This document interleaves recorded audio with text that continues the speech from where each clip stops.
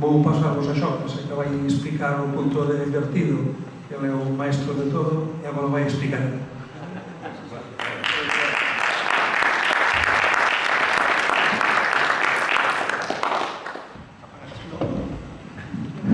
Vale, bueno,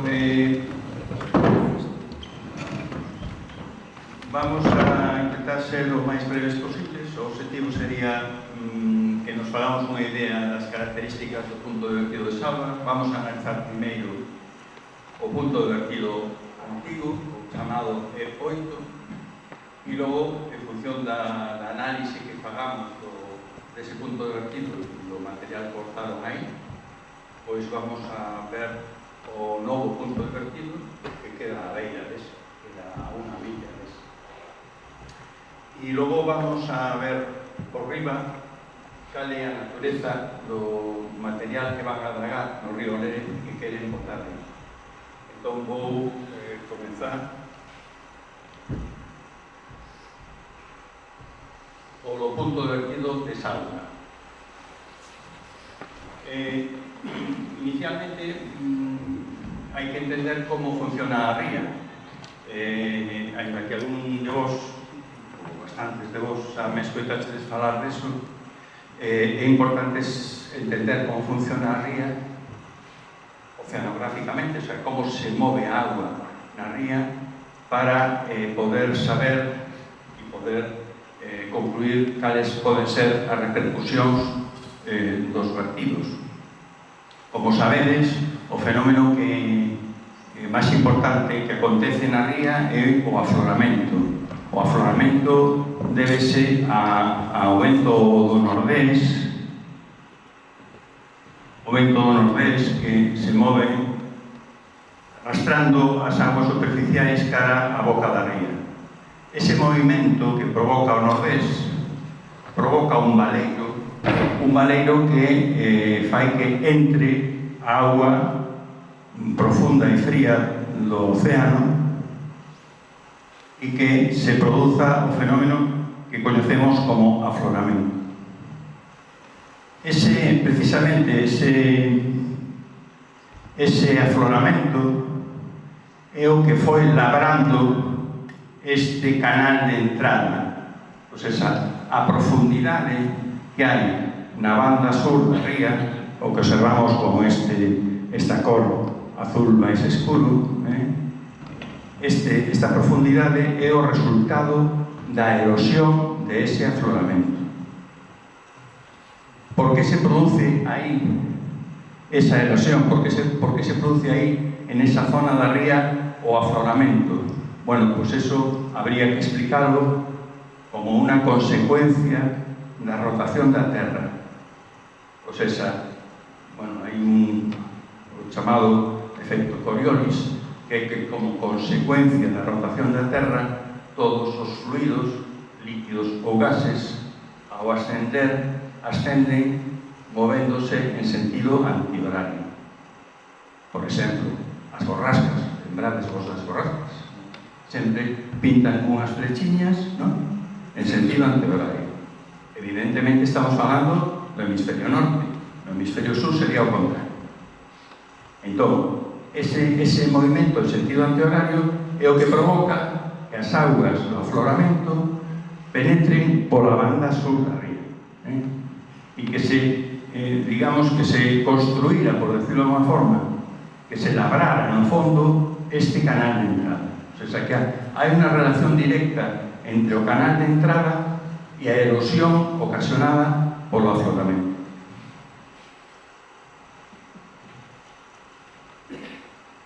Cal é a situación actual? Isto é a cita textual dun artigo que apareceu no ano 2008 en esta revista, e que son varios autores. O primeiro é Álvarez Salgado, que é un investigador do Instituto de Investigacións Mariñas, e que di textualmente: a extensión e a intensidade da estación de afloramento no noroeste da península diminuíron tanto a extensión como a intensidade, se refire, un 30% e un 45% respectivamente durante os últimos 40 anos. En consecuencia, o tempo de renovación das rías baixas aumentou un 240%. O sea, nos quedamos con estes tres datos. Hai menor extensión, que significa menor extensión, que o afloramento dura menos meses, menos días, e que hai un 45% menor de intensidade. O sea, a forza coa que entra esa agua profunda procedente do océano ten unha intensidade o 45% menor, de acordo? E logo, un dato importantísimo, que xa o temos dito moitas veces, que o tempo de renovación das aguas no interior da ría pois é moito maior, o sea, moito maior, moito menor, que significa que antes a agua dentro da ría aguantaba, poñamos, 8 días e agora vai, pois, do orden de 20 días, de acordo? Que significa que aguante dentro da ría, pois que non se renova. E que significa eso? Pois, como veremos máis adiante, que se produce unha contaminación moito maior. Isto é o que está aquí explicado, Que consecuencias prácticas ten isto que acabo de decir? Pois eso, que hai menos alimento, porque hai menos afloramento. O afloramento xa sabedes que introduce nutrientes con esa agua que va ascendendo e vai virando cara a esquerda. Introduce nutrientes, por tanto, favorece a cadea alimentaria, o sea, favorece a formación de plancton e como consecuencia de eso, si hai menos afloramento, pois hai menos alimento. Eso que leva implícito, pois que os bivalvos, que son seres vivos, filtradores, que precisan ese alimento para engordar e para vivir en xeral, pois ao ter menos alimento priorizan as súas necesidades biolóxicas como cualquier ser vivo. O máis importante é reproducirse e defenderse. E pasa a un segundo plano, pois, digamos así, o tamaño da vianda, que é como chamades vos. E logo hai outra cousa que é importantísimo, é que a mesma contaminación que había antes, agora, produce moitísimo máis efecto. Por qué? Porque hai unha menor renovación das aguas da ría e, por tanto, están máis calmas, máis quietas dentro da ría, durante máis tempo, non?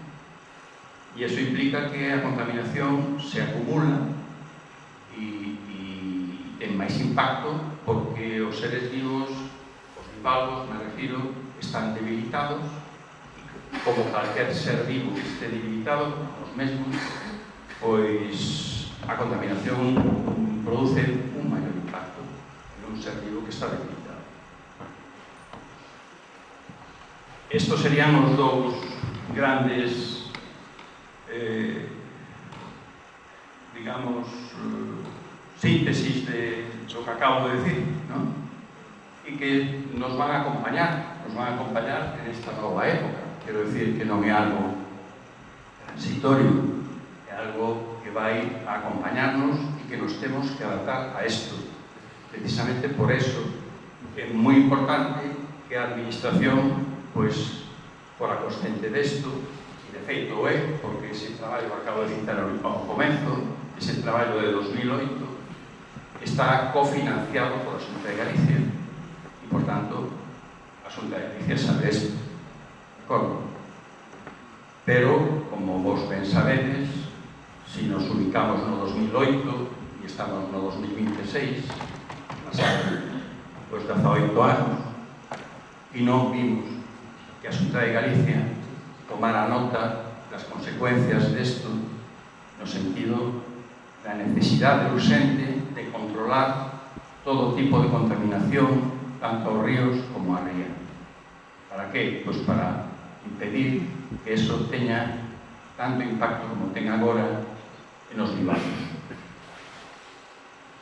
Esta é a ubicación do punto de vertido antigo, o sea, o E8, que agora podríamos decir que está clausurado, ¿no? Que hai un novo.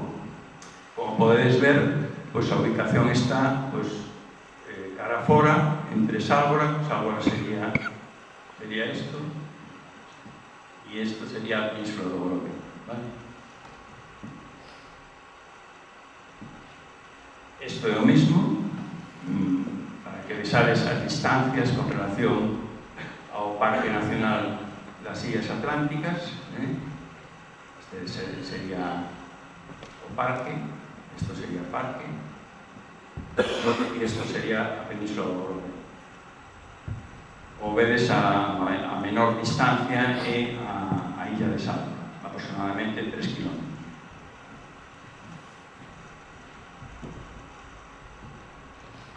Isto está extraído do informe do CEDEX do ano 25, no que facía un análise do punto de vertido, do E8, e daba conta do total de material dragado de origen portuario que se verteu en ese punto.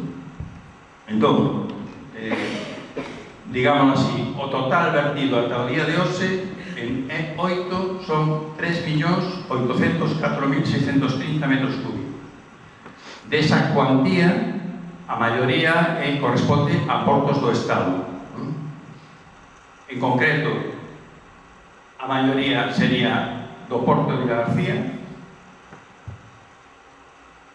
que sería 3.190.251 metros cúbicos. O Porto de Vilagarcía, a partir de 2014, non botou aí nada máis. O Porto de Marín, 436.968 metros cúbicos. O Porto de Vigo, unha pequena cuantía, 4.632. E en xeral, os portos de Galicia, os portos autonómicos, 172.739 metros cúbicos. Como vedes, poderíamos decir que o 90 e moitos % do total vertido neste punto, no E8, procede do Porto de Vilagarcía e do Porto de Marín, vale? Que son os que aportaron as maiores cuantías e os materiais máis contaminados, de acordo? Normalmente, os portos pesqueiros, os materiais que se dragan nos portos pesqueiros non teñen apenas contaminación, normalmente. Hai excepcións, pero en xeral non son dragados perigosos. Os perigosos son os dragados aos portos de interese xeral como consecuencia das actividades que aí se realizan. Bueno, quedámonos, por tanto, con esa cifra global que é o que se votou en E8, 3.804.630. Vamos a ver porto por porto. Vilagarcía, sabimos antes, vedes que a natureza destes materiais, este é un dato importante que logo vamos a darle máis relevancia.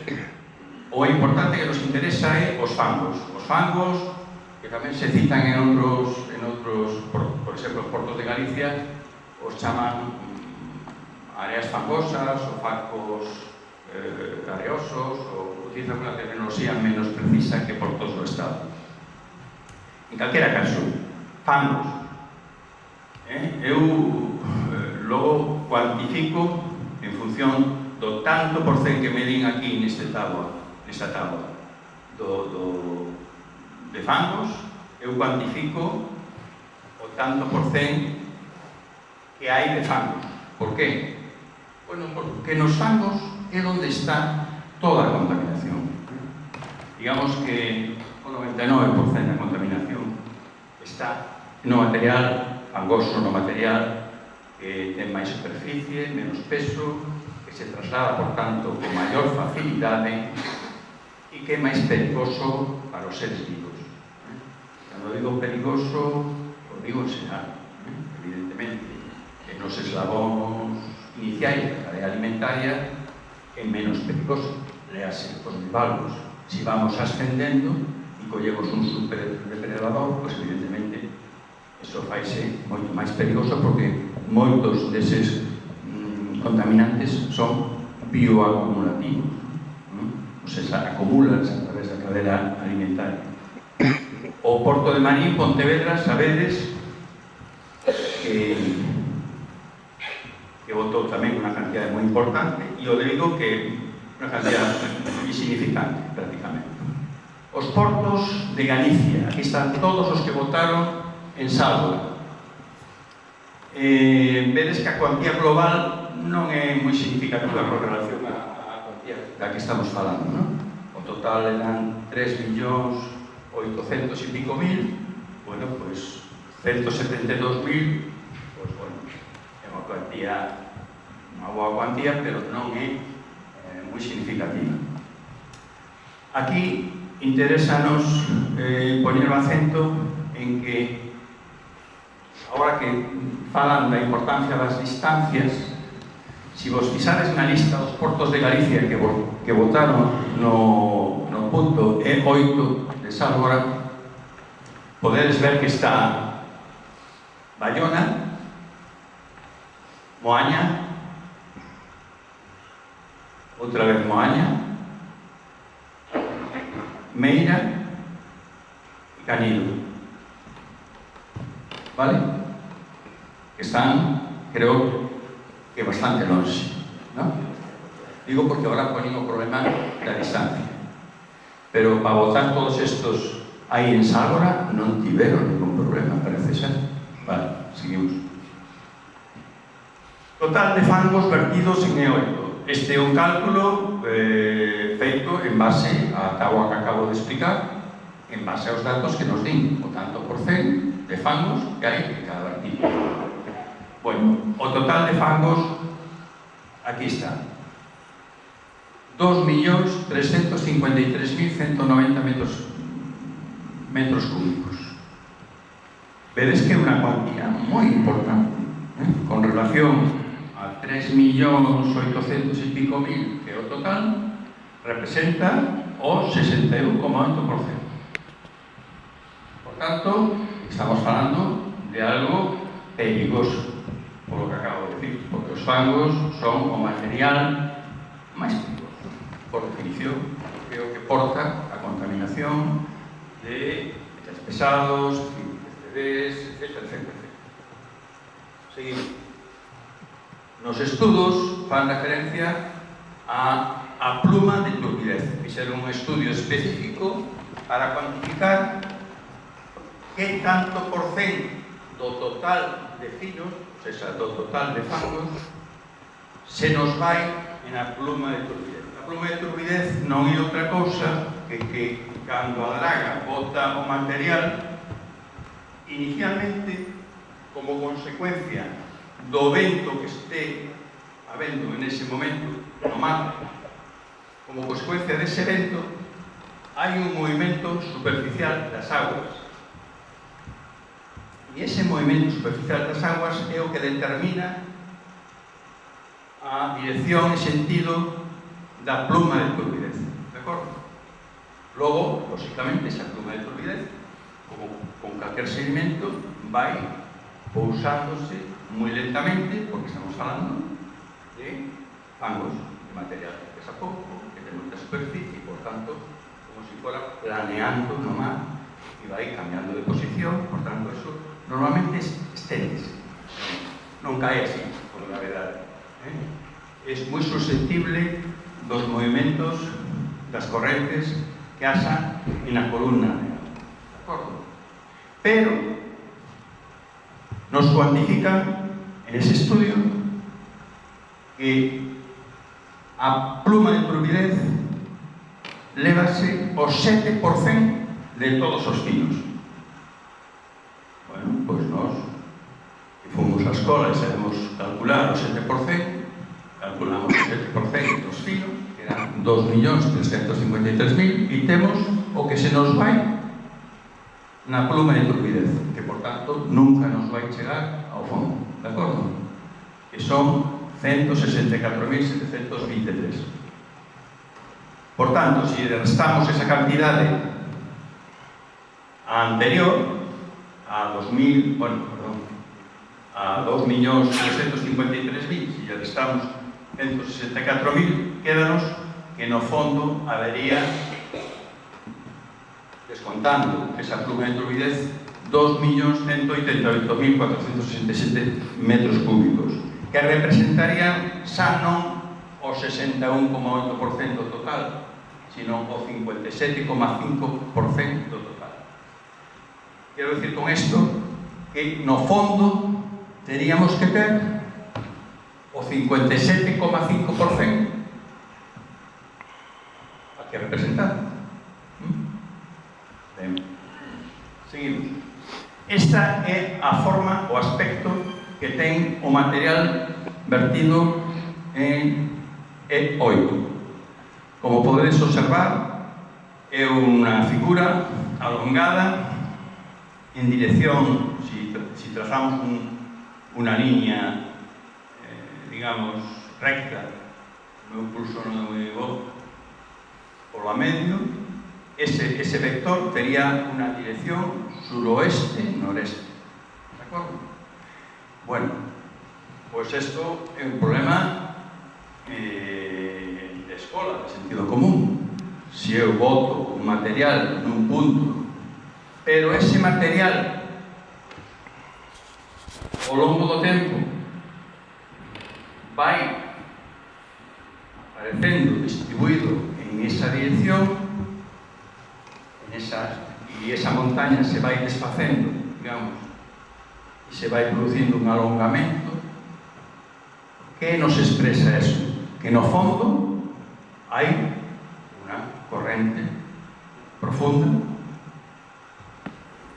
tenemos que estamos no canal de entrada, será por tanto o afloramento, ¿no?, que fai que arrastre o material. E cara a donde arrastra o material? Cara ao interior da ría. De acordo? Donde bota o material é aquí. É onde está a gran montaña.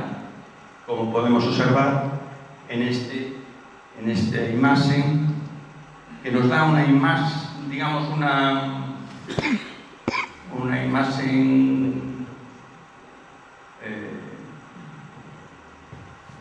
próxima a nos, porque ese uso que pon aí, isto sería un autobús. É para que nos fagamos unha idea do tamaño desa montaña, do inmensa que é esa montaña, de acordo? Ter en conta que este dibuixillo é un autobús.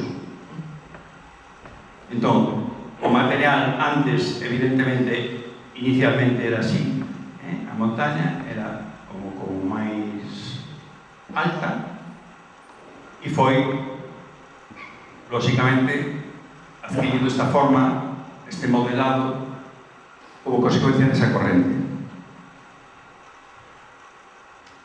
Isto aparece en un estudio do 2016 feito polo CIS, aparece aquí relatado, estudio da zona de vertido de Sálvora, según as directrices para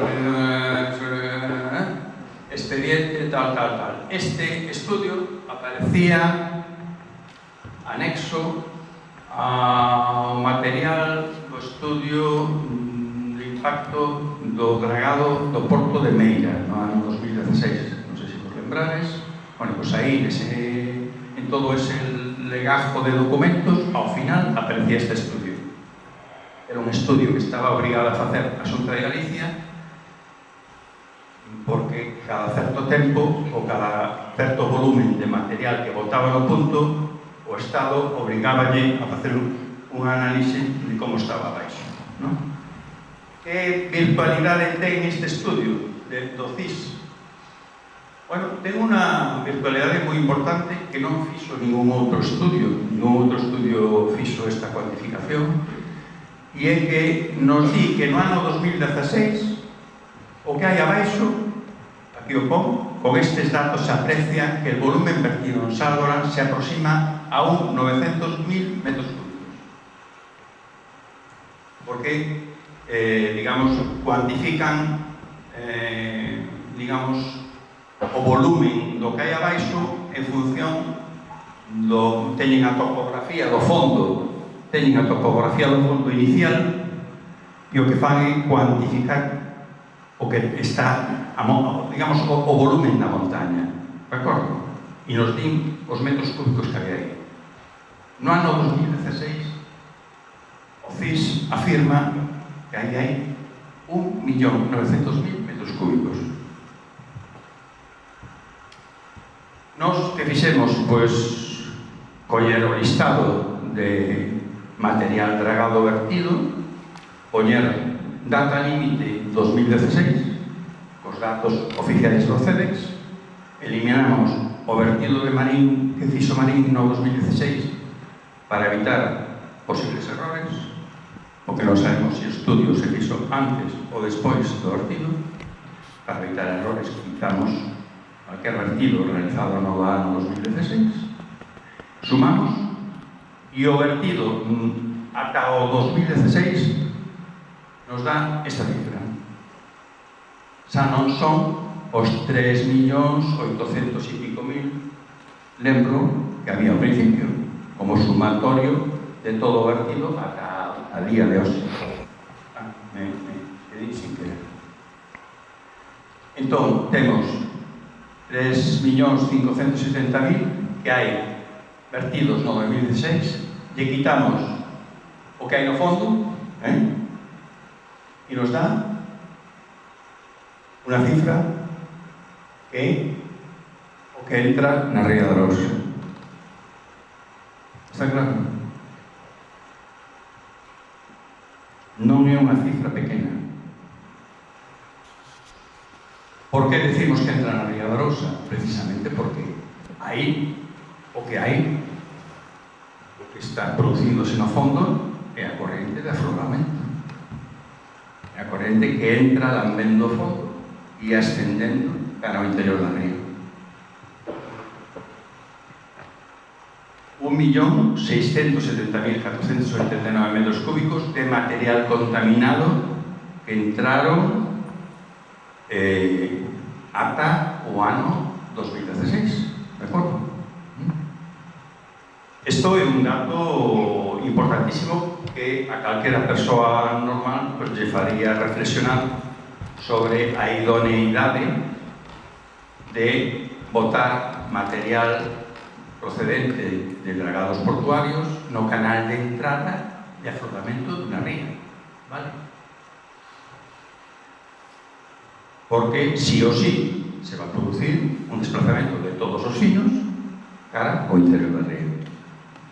Estos serían eses datos representados en un gráfico de columnas donde visualizamos esas cuantías que son así.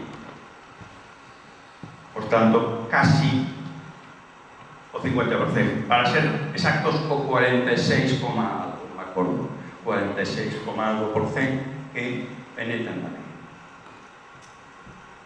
Bueno, pois, si vemos o documento este, caracterización de la zona de vertido de 8, actualización ano 2024, Portos de Galicia, informe número tal, una documentación que aparece para decidir o novo punto de vertido.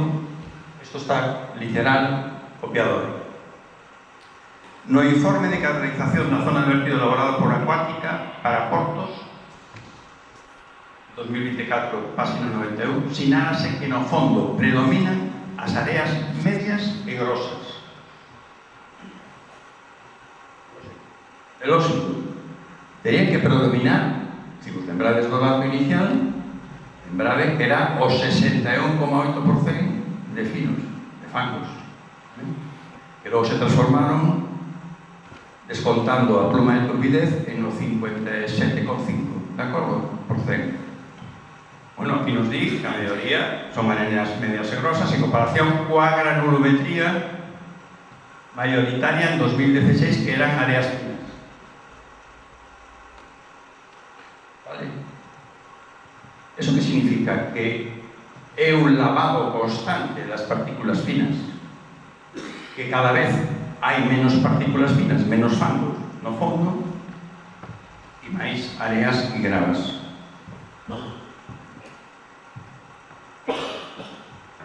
Isto é o que nos concluímos, xa que logo estes análises confirman que co tempo movilizáronse as fraccións máis finas da masa de sedimentos depositados no punto de vertido. É unha afirmación basada en os datos, sin facer ningún tipo de valoración de ningún tipo. Bueno, despois desto, que significa? Que eles deciden ubicar o novo punto de vertido a 1,07 millas do anterior, deste que acabo de relatar, do E8. 1,07 millas, digamos, ao oeste e un poquinho cara ao norte, pero moi poquinho. Logo vemos na diapositiva. E o fan en base a estes gráficos de interacción. Aquí vedes o punto de vertido, o novo, este de en verde, e o vello está ao lado. Este é o vello, isto é vello, novo. Vedes, con relación a distintas actividades de pesca, a idoneidade, non? En mar sería o mismo, en liña de mano sería mellor o A que o B, en pesca de beisola serían iguais, en pesca de altura, arrastre por pareja, serían iguais, en cercos serían iguais. Realmente, o único que muda aí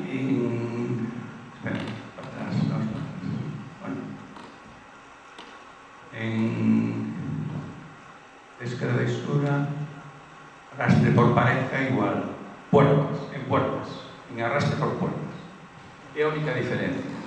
En arrastre por puertas ten máis impacto o punto A que o punto B. E outro criterio que siguen é o das distancias. O das distancias que, como podedes observar, se os fixades no B e no D, o D sería o punto de vertido que está, digamos, cara a zona de Vigo, cara a ría de Vigo, e que teóricamente eles din aquí que en cuanto a zona D está situada máis al sur, polo que resulta propicia para os portos de la ría de Vigo e parte dos portos de la ría de Pontevedra. Entón, se vos fixades a distancia que hai desde o porto de Marín ao punto B, este novo que queren poñernos, que está a 1 milla do antigo, é 20,8 millas náuticas. E a distancia entre o porto de Marín e o D, que queda cara a ría de Vigo, son 21 millas náuticas. O sea, hai unha diferencia de 0,2 millas náuticas, o sea, 360 metros, máis ou menos. O sea, por 360 metros nos botan a nos a merda aquí. Pero hai máis. Se vos fixades nas distancias desde o Club Naval de Pontevedra ao punto B, eles calculan que hai 23,1 millas náuticas. Sin embargo, ao D hai 23,5 millas náuticas. Isto está mal calculado, porque eu creo que desde o porto de Marín ao Club Naval de Pontevedra a distancia é constante, non? Entendo, non? Esa distancia do porto de Marín ao Club Naval de Pontevedra, ese segmento, digamos, non podemos estirarlo, será constante. Bueno, si sumamos unha cantidad constante a 20,8, pues ten que dar a diferencia con este de 0,2, e en cambio aquí hai unha diferencia de 0,4. Me explico? O sea, tampouco están calculadas as distancias de unha forma tan precisa. Bueno, eles aducen que o límite, deciden eles, o límite son 20 millas náuticas. Bueno, o deciden eles, pero non tiveron ningún inconveniente en que Bayona, Moaña, Canido, etc., votaran aquí. E son bastante máis de 20 millas náuticas. O sea, aquí vemos que os criterios non se manteñen, o sea, son un pouco elásticos, dependendo do que se quere, supoño. Vamos a comparar as características dos puntos de vertido. Aquí se representan as principais distancias cos portos, a distancia en relación á costa, e non hai ningún dato máis importante, e a profundidade.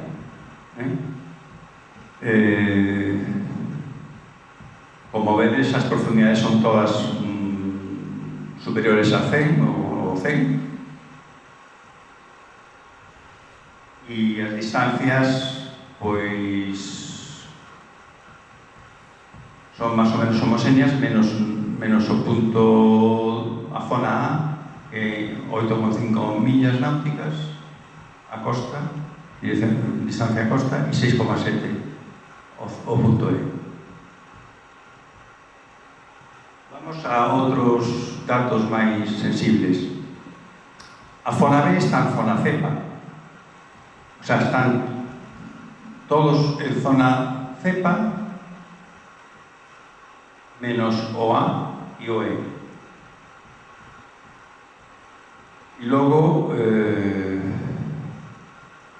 distancia ao Parque Nacional Marítimo Terrestre, pois estos son os que quedan máis próximos ao Parque das Illas Atlánticas, e o D e o E son os que quedan máis distantes. E logo, en relación ás especies que analizan, aquí non teñen datos, non há, e hai interacción con Marsopa. En este, hai interacción en todo, en este tamén, e en este, menos en este que é ocasional. O sea, non hai unhas diferencias sustanciais, menos cicais o punto A, que é o que está máis lonxe do parque, da área do parque, e que está máis lonxe na zona CEC, e que non está en cepa.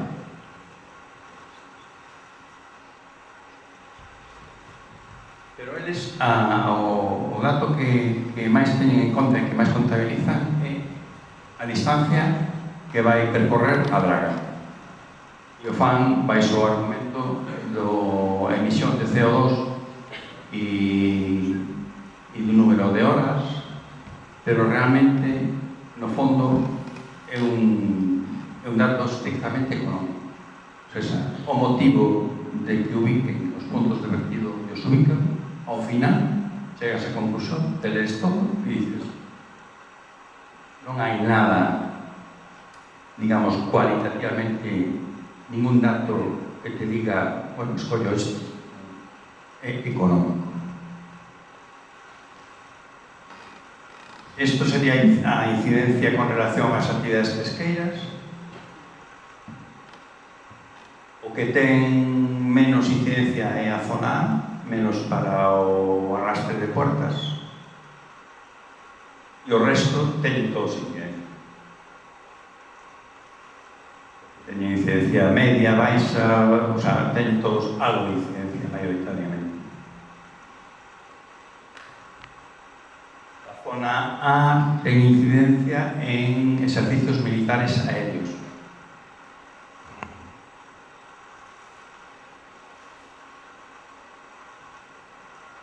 Bueno,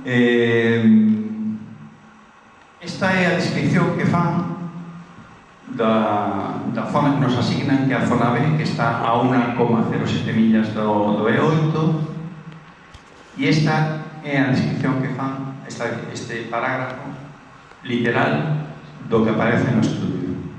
Vou ler porque ten certo interés. La batimetría revela unos fondos de profundidades comprendidas entre 103 y 110 metros con batimétricas paralelas y equidistantes.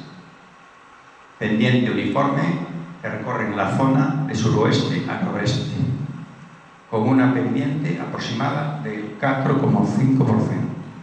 O sea, nos está describiendo canal de entrada. Líneas simétricas, dirección suroeste-noreste, pendente. Nos están describindo canal de entrada, pero non canal de entrada do afloramento, pero non sacan ninguna conclusión.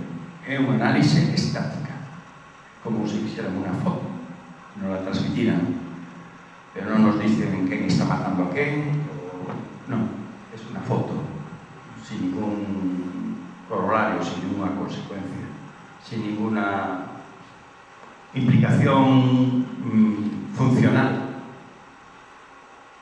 Entón, bueno, eso fano porque si leeran o que tiñan que ler, non podrían votar aí. Entendedes?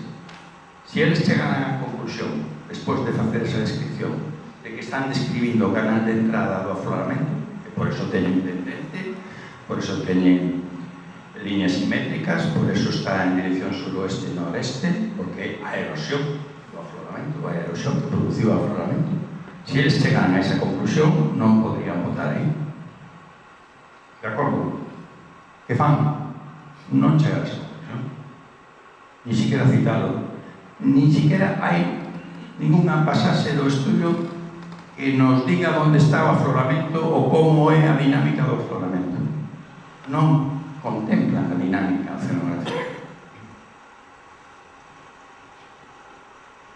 Esta é a ilustración que vos decía, que aparece na página 105, página 202, ilustración 157 do estudio do CEDEX de 2025, donde podedes ver perfectamente o que vos decía, que está un pouco cara ao oeste e un poquinho máis cara ao norte. Pero a distancia, pois non peso moito, pero non sei se é 1965 ou 1865, algo así. 1,0, eu calculei, 1,07 millas náuticas. Vale? O poñen este dato, as distancias poñen as millas náuticas. Ahora, a distancia entre o punto B de vertido e o punto E8 o poñen en kilómetros. Bueno, sabemos todos o motivo. Son máis metros, dá a impresión de que está máis longe.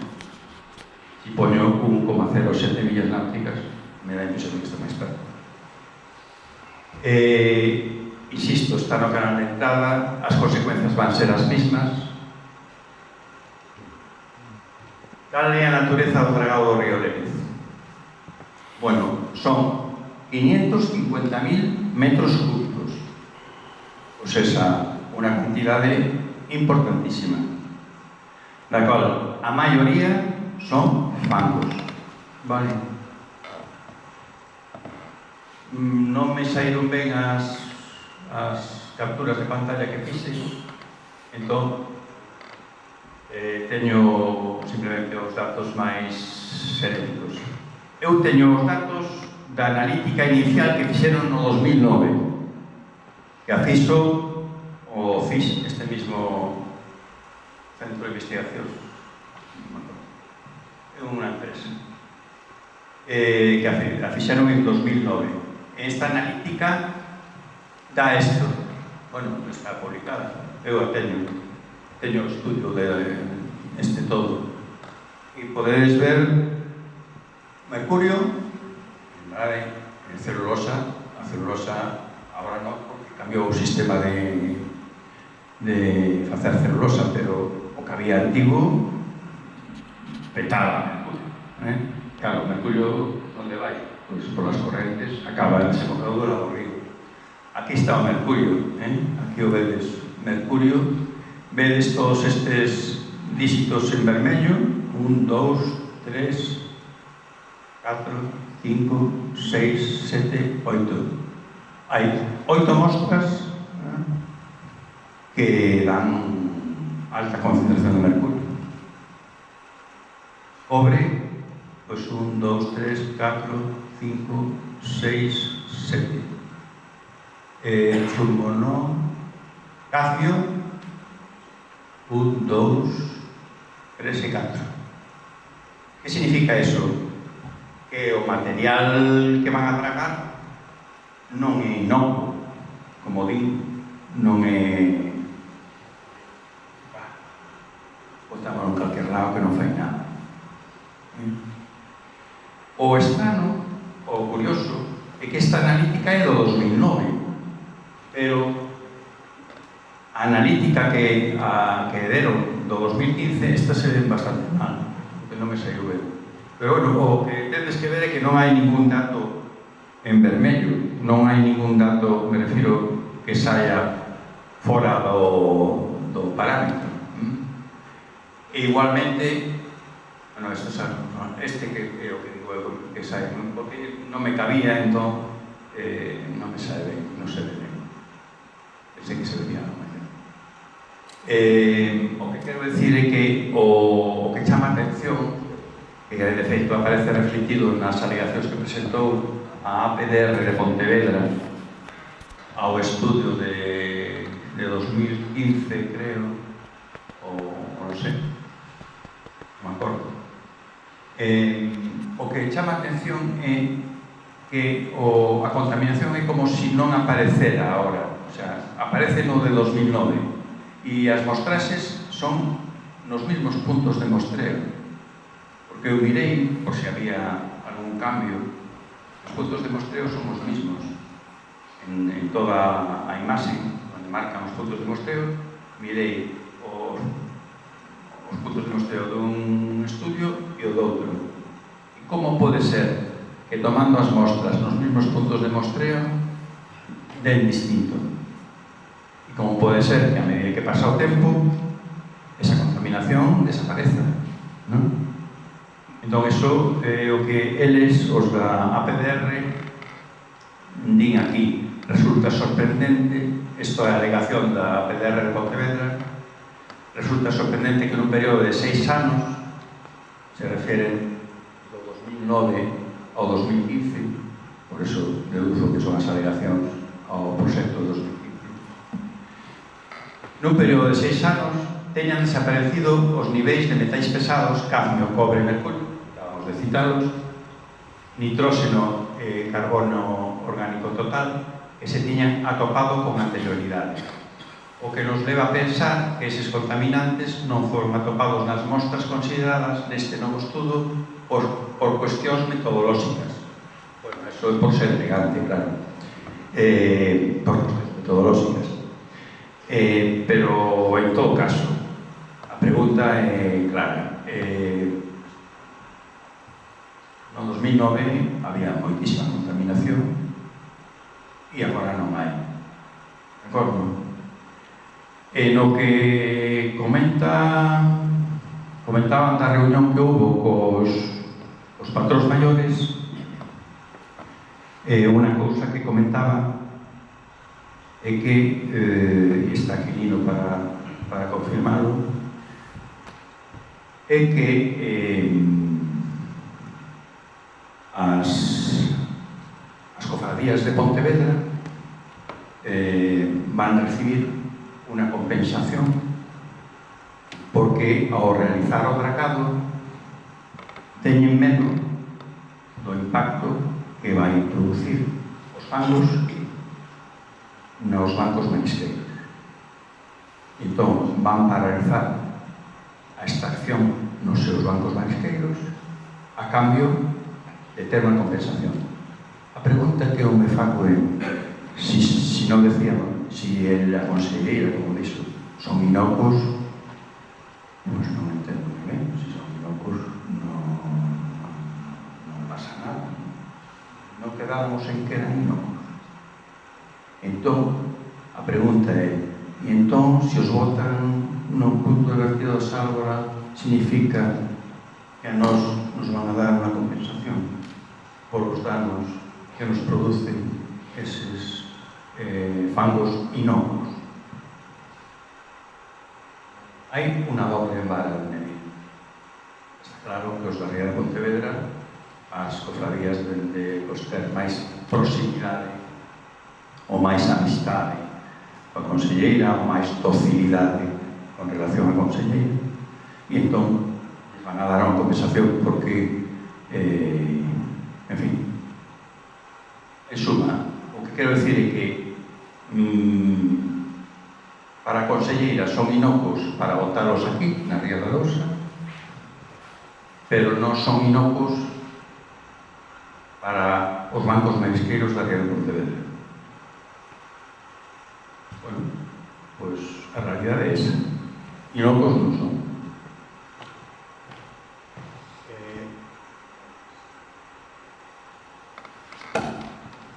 Esta tampouco se ve. Estaré comparando as analíticas de 2020, porque hai outra analítica no 2020, pero todas as analíticas seguintes que fan a 2009 o que fan é fan medias dos datos e entón eliminan a contaminación, non te aparece porque se la cargan, o sea, fan un cálculo estatístico e se cargan. Hai un acordo, a mí parece moi interesante subliñalo, do Parlamento de Galicia, que é este. Acordo da Comisión Segunda, Ordenación Territorial, Obras Públicas, Medio Ambiente e Servicios, celebrada o 15 de xaneiro de 2020. É o dicteiro do boletín oficial do Parlamento de Galicia. Texto aprobado sin modificación respecto ao texto original.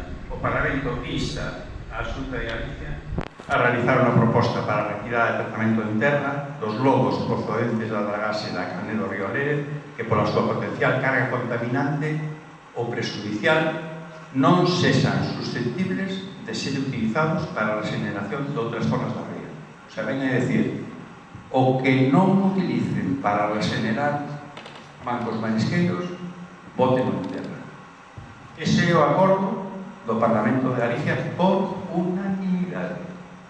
Cando decidiron isto por unanimidade, significa que algo hai. Que recoñecen que algo hai. Por tanto, eu creo que a nosa folla de ruta, a miña proposta, é que sexa esa, que tamén coincide coas alegacións que nos fixemos como plataforma de que prioritariamente se voten en terra os que están contaminados e que o que non este contaminado pois se votara, nos proponíamos o punto A porque era o que decían as cofradías que quedaba máis longe e máis fora do canal de entrada. Vale? Bueno, eu creo que é un bo paraugas este posicionamento do Parlamento no ano 2020 para explicitalo nas alegacións que se fagan.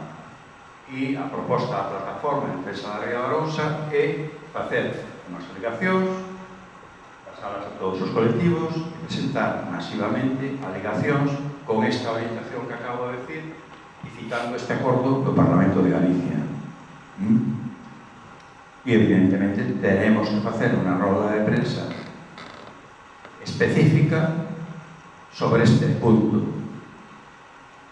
en función do texto das alegacións e do número de colectivos que as presenten.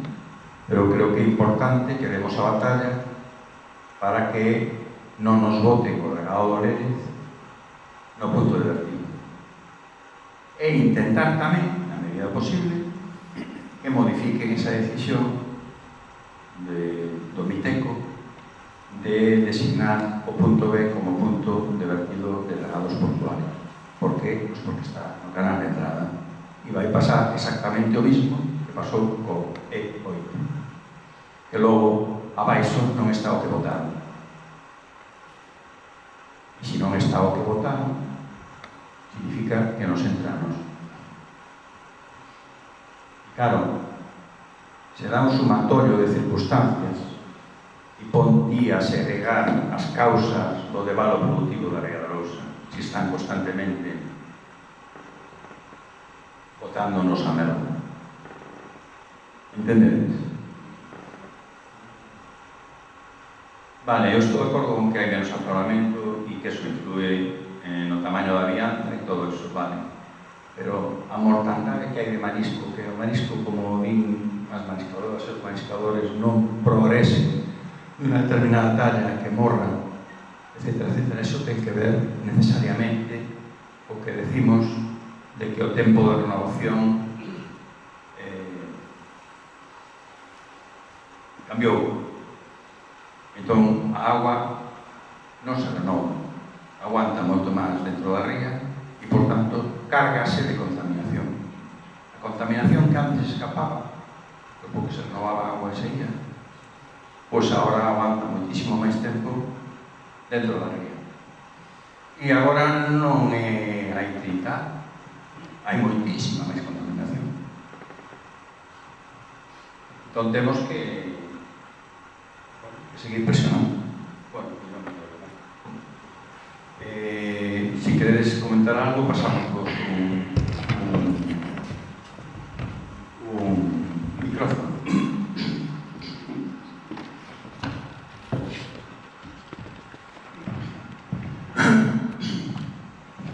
¿Alguien quiere comentar algo? Podes comentar lo que quieras.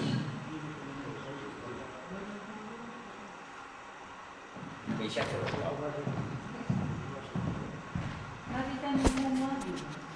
Explicaste tamén que nadie tiene dudas, Xoca. Eres unha maravilla, chico. Nadie ten dudas. Vale? O plazo para alegar era, creo que era 30 días. Desde o 2, hábil. 30 días, que son 5 días. Sí, pues eso, más o menos. É o que decía... Que? Sí. Entón, é o que decía, pois eso, facer como facemos sempre. Eu podo facer un borrador, o paso a todo o mundo, para que todo o mundo pense cousas que se poden mellorar, que poden engadir ou quitar, ou que sexa. E logo recollemos esas aportacións e logo facemos un texto final. Digo eu, os datos están, o bordo está collido, o sea, non, o fío conductor está. Logo pode ser máis acertada ou menos acertada a expresión, pero creo que deberíamos de presionar e de poñerlos contra as cordas, non? Non sei que os parece.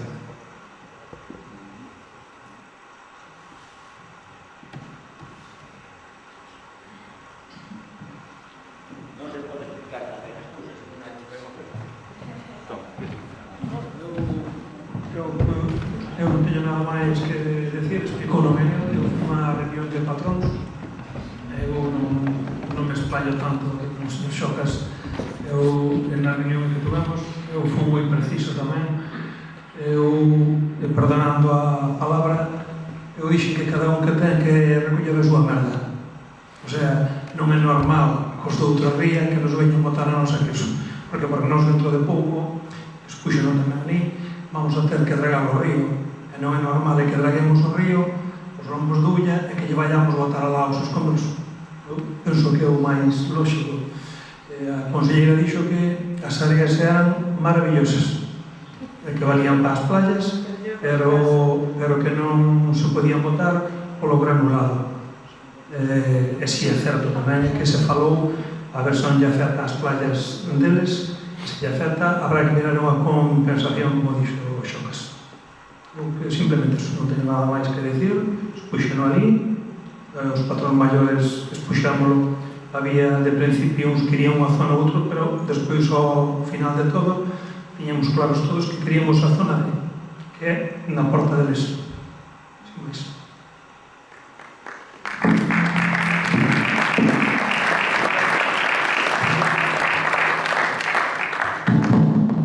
Sí, bueno, eu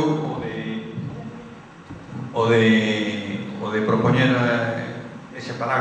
ese acordo do Parlamento de Galicia non é só porque se son acordo por unanimidade do Parlamento de Galicia, sino que ademais nos quita destas dialécticas que se producen nestes casos entre ría de tal e ría de cual. Pois eso, me botan a merda e que lle boten a miña a eles e que, o sea, evitar esa historia, porque ao fin e ao cabo nós non pretendemos perxudicar a ninguén, a ninguna cofradía, a ningún mariñeiro, a ninguna mariscadora, sexa de onde sexa. Entón, eu creo que a posición máis clara, máis digna e con máis cobertura, dado que hai ese acordo por unanimidade, é o que está aí expresado, é de que o que non sirva para regenerar, que se bote en terra. Non sei se vos parece ben ou non.